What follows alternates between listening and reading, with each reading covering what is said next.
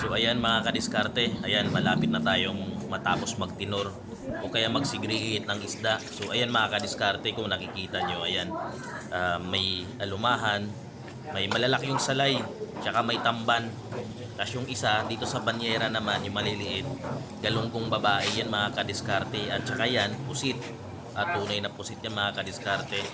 Tapos yung nasa iba na puti, galunggong lalaki yan mga kadiskarte. Yung galunggong pala mga kadiskarte, maraming klase yan ha.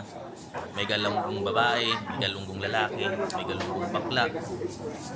Tapos may galunggong, basta maraming kamag-anak yung galunggong na yan mga kadiskarte. So ang bintahan namin dyan mga kadiskarte, yung alumahan tsaka salay na malalaki ay 180 to 100 Ito galunggong lalaki no? per kilo. At yung galunggong naman ay 180 per kilo mga kadiskarte.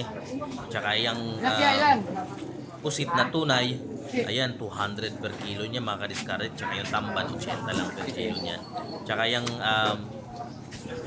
salay na maliliit mga kadiskarte, binibenta lang namin yan ng 160. So hindi pare-parehas yung hindi pare-parehas yung presyuhan.